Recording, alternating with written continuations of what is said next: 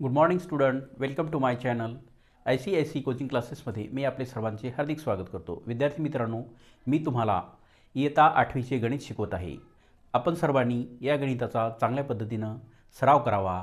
आज आपण प्रकरण चालू केलेलं आहे, म्हणजे सराव संच 12.2 आपण चालू केलेलं आहे. ते प्रकरणाचं नाव प्रकरण 12वं असून एक चल समीकरणे हे चालू आहेत. तर आज आपण 12.5 जे चालू केलेलं आहे, सराव संच 12.2. तर ह्या 12.2मध्ये पहिलं उदाहरण दिलेलं आहे. तर आतापर्यंत आपण हे शाब्दिक उदाहरणं बघितले नव्हते. आता आपण या शाब्दिक उदाहरणापासून आपल्याला काय करायचं आहे, समीकरण तयार करायचं आहे. तर हे उदाहरण असं आहे बघा. आईचे वय मुलाच्या वयापेक्षा 25 वर्षांनी जास्त आहे. 8 वर्षानंतर मुलाच्या वयाचे आईच्या वयाशी गुणोत्तर 4/9 होईल, तर मुलाचे आजचे वय काढा. तर आता आपल्याला त्यांनी प्रश्न विचारलेला आहे की मुलाचे आजचे वय काढायचे. आपल्याला काय काढायचे? मुलाचे आजचे वय. आणि मुलाचं वय किती आहे? आईचे वय मुलाच्या वयापेक्षा 25 वर्षांनी जास्त आहे. मग आपण काय करू? मुलाचे वय मुलाचे आजचे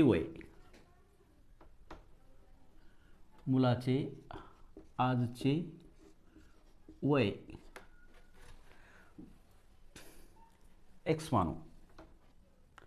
तर आपल्याला काय करायचं आहे? मुलाचे आजचे वय आपण एक्स मानू. मुलाचे आजचे वय एक्स मानू आणि आईचे आजचे वय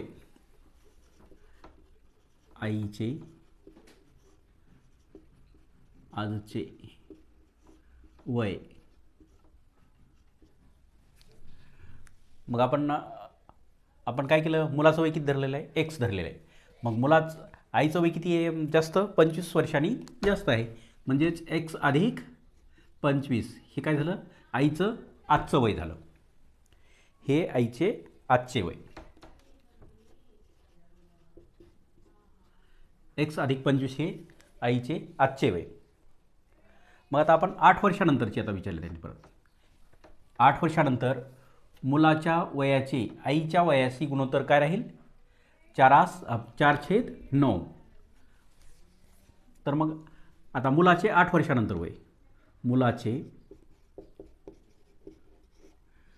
8 वर्षानंतरचे वय. 8 वर्षानंतरचे वय किती आहे त्याचं? एक्स अधिक 8. मग आता आईचे 8 वर्षानंतरचे वय, 8 वर्षानंतरचे वय. आता पहिलं आईचं वय किती आहे? 25. एक्स अधिक 25 वर्ष, एक्स अधिक 25 वर्ष. मग याच्यामध्ये किती मिळवावं लागतील आपल्याला? आता मिळवावे लागतील 8. म्हणजे आईचं वय किती होईल? एक्स अधिक 33 वर्ष एवढं आईचं वय झालं. मग आता मुलाचे आणि आईचे ही जे त्यांचं गुणोत्तर दिलेलं आहे, किती दिलेलं आहे? त्यांचं सांगितलं गुणोत्तर 4/9 राहील. मग आता आपण समीकरण तयार करू त्याच्यापासून. काय होईल मग? मुलाचे वय एक्स अधिक 8 छेद एक्स अधिक 33. तर हे 8 वर्षानंतर त्यांचं किती आलेलं आहे? 4/9. आता हे आपलं समीकरण तयार झालं. तर आता आपल्याला काय करायचं? हे समीकरण सोडवायचं. तर आता यासाठी काय करावं लागतं? आपल्याला तिरकस गुणाकार करावा लागतो. तिरकस गुणाकार करू. आपण काय करू आता? तिरकस गुणाकार करू. म्हणजेच याचा एक्स अधिक 8 गुणिले 9, 9 गुणिले एक्स अधिक 8 आणि 4 गुणिले एक्स अधिक 33. तर लिहून टाकू इथं आपण 9 कंसामध्ये एक्स अधिक 8 बरोबर 4 एक्स अधिक 33. हा गुणाकार करून घ्यावा लागला. आता हे काय होतील? एक्सनं गुणलं आपण याला, म्हणून 9x अधिक 9×8 72 बरोबर 4x अधिक, आता ह्या 4नं या 3 लावलं, 4 त्रिक 12, 12चा 2, हातचा आला 1, 4 त्रिक 12, 12 1 13, हे झाले 132. मग आता एक्स एका बाजूला आणू आपण. आता ही 9x आणि हा इकडचे 4x इकडे गेल्याच्यानंतर ते काय होतील वजा 4x. बरोबर. मग आता इकडे राहिले 132. आता हे 72 इकडचे अधिक आहेत म्हणून इकडे गेल्याच्यानंतर हे काय होतील वजा होतील. मग आता हे सोडून घेऊ आपण. 9x मधून 4x गेले, खाली राहिले 5x. बरोबर. आणि या 132 मधून 72 गेले, 132 मधून 72 काढून टाकायचे. 2 2 गेले 0. बरोबर. मग आता 13 मधून 7 गेले, खाली राहिले 60. मग हे राहिले 60. बघा आता मग किती झाले हे 5x बरोबर 60. आता हे आपल्याला ही 5 इथले आपल्याला नष्ट करायची. म्हणजे आपण काय करायचं आता x बरोबर 60/5 इकडे भागिले होतील, इकडे गुणिले असल्यामुळे इकडे भागिले.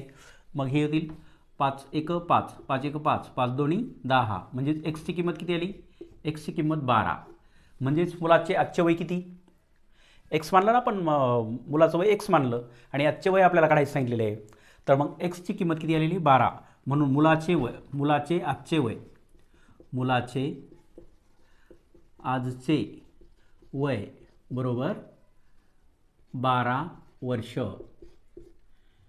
हे आलं आपलं उत्तर. लक्षात आलं. या पद्धतीनं आपल्याला हे समीकरण सोडवायचं आहे. आता आपण दुसरं उदाहरण बघू.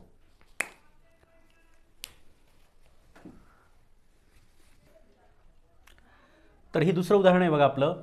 एका अपूर्णांकाचा छेद अंशापेक्षा 12ने मोठा आहे.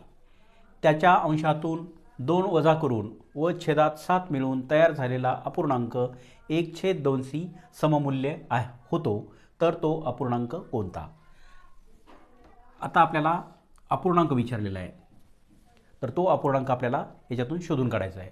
एका अपूर्णांकाचा त्यांनी काय सांगितलेलं आहे, एका अपूर्णांकाचा छेद अंशापेक्षा 12ने मोठा आहे. छेद कसा आहे 12ने मोठा आहे. म्हणून तो आपण अपूर्णांकाचा अंश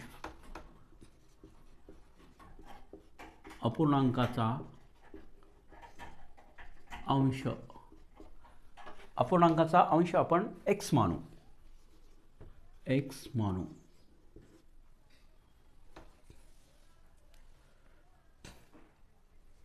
अपूर्णांकाचा अंश आपण x मानू आणि छेद काय होईल मग त्याचा, तो कितीने जास्त आहे, तर तो 12ने जास्त आहे.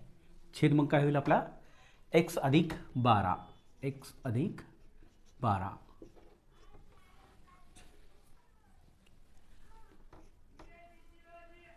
अपूर्णांकाचा अंश हा x मानू, म्हणून 12 अधिक असल्यामुळं, मोठा 12ने असल्यामुळं आपण x अधिक 12 असं लिहू.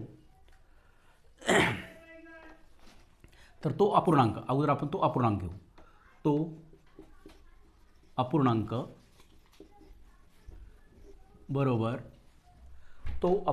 बरोबर x छेद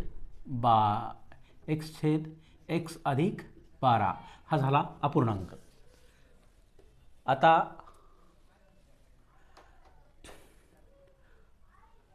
आपण समीकरण तयार करूया. अंश छेदापेक्षा कोणापेक्षा कोण मोठा आहे तर. म्हणून x वजा 2 त्याच्या अंशातून काय करायचे 2 वजा करायचे. म्हणून x छेद x वजा 2 छेद आणि छेदामध्ये 12 मिळवायचे. म्हणजेच x अधिक 12 छेदात आपल्याला 7 मिळेल. अंशामधून काय करायचं, अंशातून 2 वजा करायचे आणि छेदामध्ये 7 मिळवायचे. म्हणजे तो काय येतील आपल्याला x अधिक 12 अधिक 7 बरोबर कशाची सममूल्य आहे, तो 1/2c सममूल्य आहे. म्हणून हे आपण जशास तसे लिहून काढलेले आहेत. बरोबर. आता आपण याची बेरीज करून घेऊयाच्या समोरच. म्हणून काय होईल हे या पद्धतीनं लक्षात ठेवा. x एक्स वजा 2 छेद एक्स अधिक 12 आणि 7 19 बरोबर 1/2. आता याचा तिरकस गुणाकार करू आपण. तिरकस गुणाकार करू म्हणजे आपल्याला समीकरण मिळेल. तिरकस गुणाकार करू 2 गुणिले एक्स वजा 2 बरोबर 1 गुणिले कंसात एक्स छेद एक्स अधिक 19. आता आपण हे सोडून घेऊ. 2x वजा 4 बरोबर आता 1 न गुणल्याच्यानंतर काही जशाच राहील एक्स अधिक 19. आता हे एक्स आपण इकडे घेऊ म्हणजे 2x वजा एक्स बरोबर आता हे अधिक हे 19च्या नंतर घेऊ आपण अधिक 4. मग आता 2x मधून एक एक्स गेला खाली एक्स फक्त एक्स राहिला ना फक्त बरोबर. मग आता इथं किती झाले आता हे 23 म्हणजे आता एक्सची किंमत किती आली. एक्सची किंमत 23 आलेली आहे. एक्सची किंमत 23 आलेली आहे.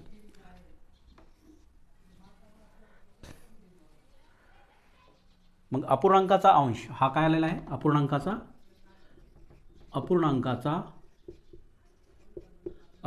आपल्याला अंश मिळालेला आहे.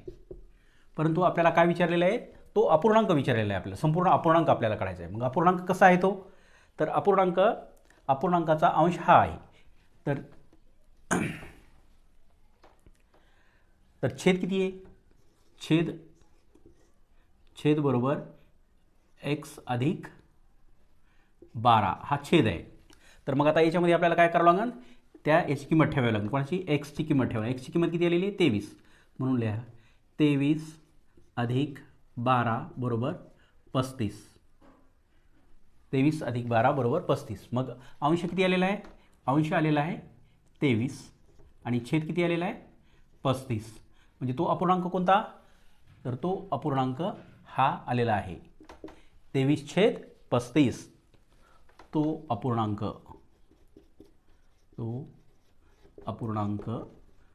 बरोबर 23/35 हे आपलं उत्तर आलेलं आहे.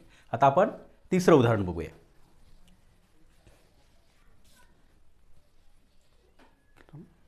तर पितळ या संमिश्रामध्ये तांबे व जस्त यांचे प्रमाण 13:7 असते. पितळ ही संमिश्र म्हणजे काय. पितळ हे कशापासून बनलेले आहे तांबे आणि जस्त यापासून पितळ बनलेले आहे. तर त्याच्यामध्ये जस्त किती आहे जस्त 7 प्रमाण दिलेलं आहे आणि तांब्याचं प्रमाण 13 म्हणजे 13:7 या प्रमाणामध्ये असते. तर त्या 700 ग्रॅम वजनाच्या पितळेच्या भांड्यात जस्त किती असेल. तर आता आपल्याला कोणतं प्रमाण काढायचं आहे आपल्याला हे 7चं प्रमाण म्हणजे किती असेल हे 700 ग्रॅममध्ये विचारलेलं आहे आपल्याला. तर त्यासाठी आपल्याला काय करावं लागेल 700 ग्रॅम वजनाच्या भांड्यात 700 ग्रॅम वजनाच्या भांड्यात 700 ग्रॅम वजनाच्या भांड्यात तांब्याचे वजन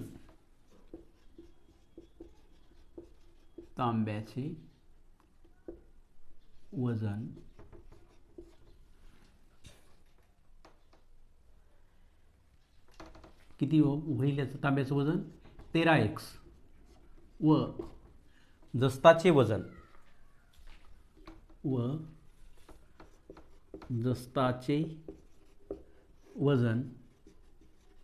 किती राहील 7x राहील 7x मानू. ह्या दोन्हीचं काय करायचं आपल्याला या प्रमाणामध्ये वजन आपण मानूया. तर मग त्यांनी विचारलं की 700 ग्रॅम म्हणजे आता आपल्याला तुम्हाला सेपरेट काढायचं कोणाचं या जस्ताचं सेपरेट वजन काढायचं याच्यामधून आपल्याला. तर मग काय करावं लागणार आपल्याला या दोन्हीची बेरीज करावं लागेल. 13x अधिक 7x बरोबर 700 ही झालं आपलं समीकरण तयार. आता हे समीकरण आपल्याला सोडवावं लागेल. आता 13x आणि 7x किती झाले 13 आणि 7 20x झाले बरोबर 700. तर मग आता आपल्याला एका एक्सची किंमत काढायची. आपल्याला एका एक्सची किंमत काढल्याच्यानंतर आपल्याला मिळून जाईल की एका एक्सची किंमत किती म्हणून. इथं 20 एक्स दिलेत, मग हे 20 नको आहेत आपल्याला. मग हे एक्स बरोबर ही इकडं गुणिले असल्यामुळे इकडे काय होतील, ते भागिले होतील, भागिले 20. तर मग बघा, हे 7 कट करू, हे 0 कट करू, हा 0 कट करू. आता बेक बेत्रिक 6, पुन्हा 1 राहिला, 2×5 = 10. म्हणजे एक्सची किंमत किती आली, एक्सची किंमत 35 आलेली आहे, बरोबर. मग एक्सची किंमत 35 आलेली आहे आणि जस्ताचे किती आपण प्रमाण किती मानलेलं आहे, जस्त किती आहे, 7x आहे. मग 7 गुणिले 35, एक्सची किंमत 35, म्हणून 7x बरोबर 35 गुणिले 7. आता यांचा गुणाकार करायचा. 7×5 = 35, हातचे आले 3, 7×3 = 21, 21 आणि 3 = 24, 245 ग्रॅम, 245 ग्रॅम. मग जस्ताचे प्रमाण किती आहे याच्यामध्ये, तर जस्ताचे प्रमाण हे 245 ग्रॅम आहे. जस्ताचे वजन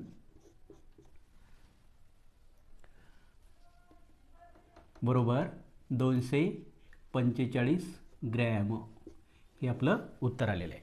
आले तिन्ही उदाहरणं तुमच्या लक्षात. कशा पद्धतीनं आपण याचं प्रमाण काढलं, तर यामध्ये जर आपल्याला पितळाचं जर आपल्या याचं जर प्रमाण विचारलं असतं, कशाचं, तांब्याचं जर प्रमाण विचारलं असतं, तर आपल्याला काय करावं लागलं असतं, 13 गुणिले 35 करावं लागलं असतं. आणि या दोन्हीचाही गुणाकार केल्याच्यानंतर दोन्हीची बेरीज केल्यानंतर 245 आणि येणारा गुणाकार, तर ही किती आलं असतं, आपलं 700 आलं असतं. मग हे 245 ग्रॅम हे जस्ताचं प्रमाण आहे. आलं तिन्ही उदाहरणं तुमच्या लक्षात. या पद्धतीनं तुम्ही प्रॅक्टिस करा, तुम्हाला सर्व उदाहरणं चांगल्या पद्धतीनं सोडवता येतील. तुम्ही या व्हिडिओला लाईक करा, सबस्क्राईब करा, शेअर करा आणि कमेंट बॉक्समध्ये कमेंट लिहा, हा व्हिडिओ तुम्हाला कसा वाटला. Thanks for watching.